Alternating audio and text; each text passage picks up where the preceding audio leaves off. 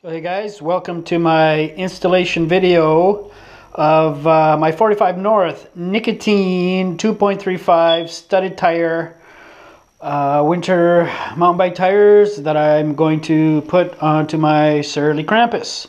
So right now I'm running the stock tires, which are the Surly Nards, and I was very curious about what this bike would be like in the winter time, but I live basically riding distance to the best trail systems here. So generally I would jump on my bike and ride to the trails. And right now riding through the city streets is kind of a nightmare. They're so icy, so sketchy that I wouldn't even bother to do it with the stock tires. If I was to throw my bike in a car or drive to a trail system, these Nards would probably suffice, but I want to be able to ride to the trails, and that's going to require riding through city streets, which are covered with ice. And also I want to incorporate this into my winter commuting. So I definitely need studded tires on my winter commute. Like right now, I would not even attempt to ride to work without studded tires. It's fairly sketchy out there, especially on the side streets, which I'll generally take because there's less traffic. So I've taken the side streets on my way to work, and the bike paths on the way to work are basically pretty much solid ice underneath, because we had a similar episode to what we had last winter where, you know, we started out pretty good. It was looking like it was going to be a good winter. We got some snow, but then it warmed up above freezing and it rained for like a day, and then it got cold again. So we have basically this layer of ice under everything, and then just a little bit of snow over top, just maybe 2 to 4 centimeters of snow over the ice. So that ice is exposed in a lot of places, especially on the bike paths. They're pretty much solid ice underneath. So I definitely want to get some studded tires. So we are going to put on these 45 North Nicotine 2.35 tires.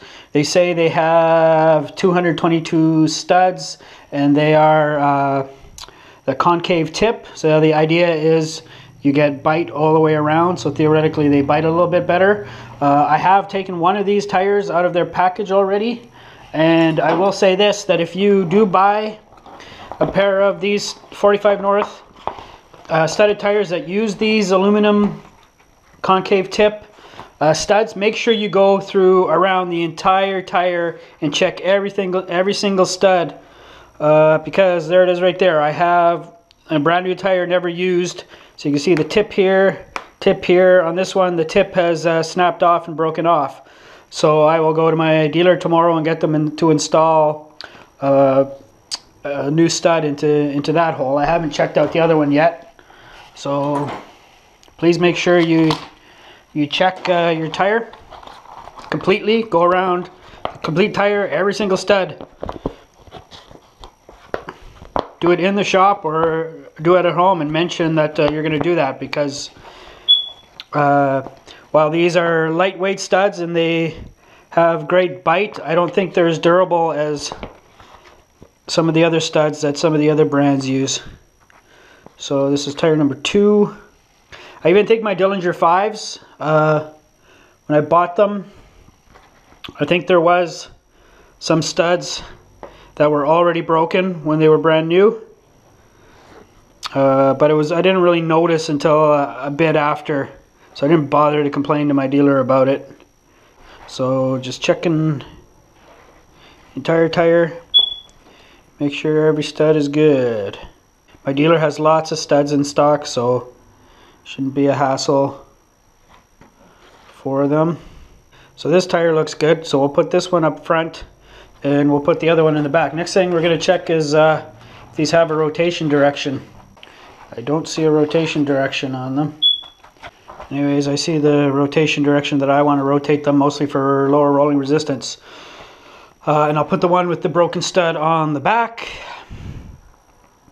because I will need these side knobs to save my life tomorrow. So next step is to actually install them on this beautiful bicycle. And I've been letting the air out of this tire, and it's taken a long time. Even 29 plus holds a lot of freaking air in there. Alright, so we have the tire off, and this is just a 27 TPI wire bead. These things are heavy. So let me see if I can feel difference in weight between them. Yeah, I'd say that the studded tire is noticeably lighter than that very basic version of the Surly Nard. So now we're gonna mount this tire. Okay, so I have the first one on, and yeah, it still looks like it's a pretty fat tire. You can tell that it's not quite as big as the 3-inch, so I'll be interested when I put them side by side. So I'll take the rear wheel off.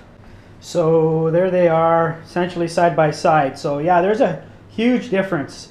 A 3-inch Surly Nard is a massive tire in comparison to this 2.3 Nicotine. The other way you can tell is if you look at the axles.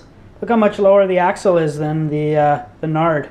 It's almost like an inch lower. So yeah, Nard's a true 29 plus tire is a big tire. It's not that far away from being same size as a fat bike tire.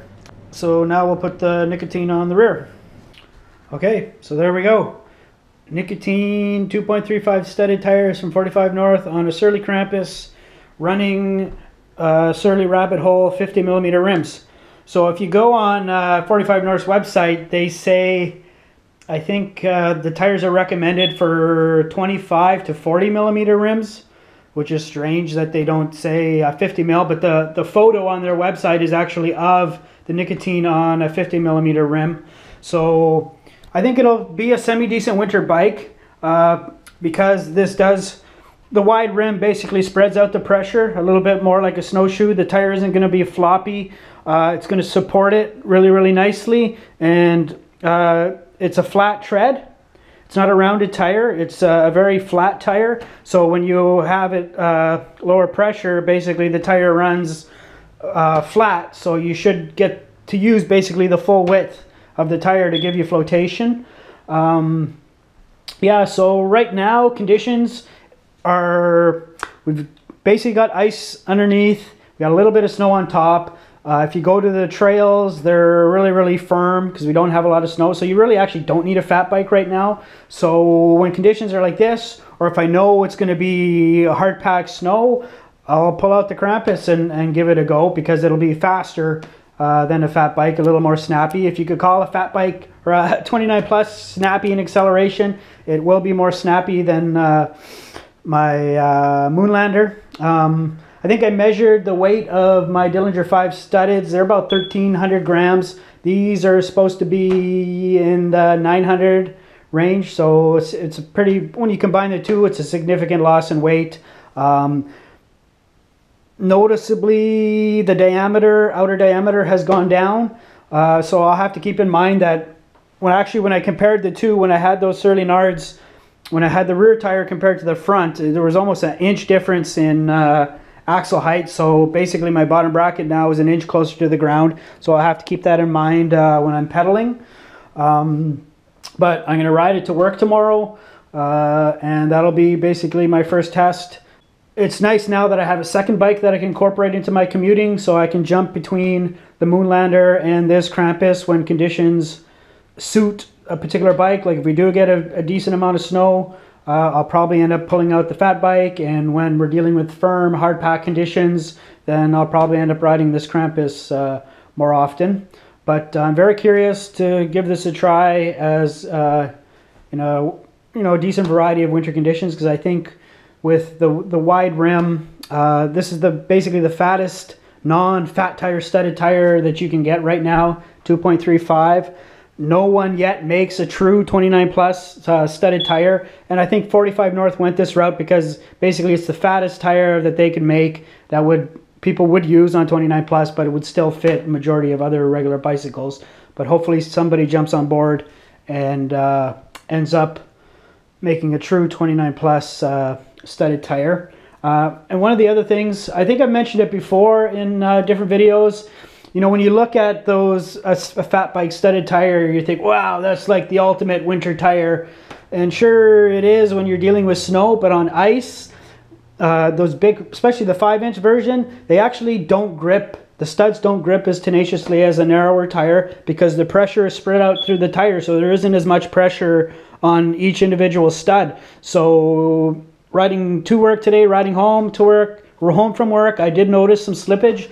Like some of the side streets are ice, and they're like bumpy ice, and there's like 2 inches high, 3 inches high, and it has curved edges to it. And when I'd be riding down them and then try to go into the tire groove, and as I'd ride down into the tire groove, the tires would slip. And not that you're going to wipe out, but it's a disconcerting feeling. So these are fat by regular mountain bike standards, but compared to a fat bike, I think they should grip more tenaciously on the ice. And tomorrow will be the true test. And I'll try and get a tire pressure that basically allows all the studs to kind of bite at the same time. So yeah, stay tuned for some winter riding videos using this Surly Krampus. Thanks for watching. Bye.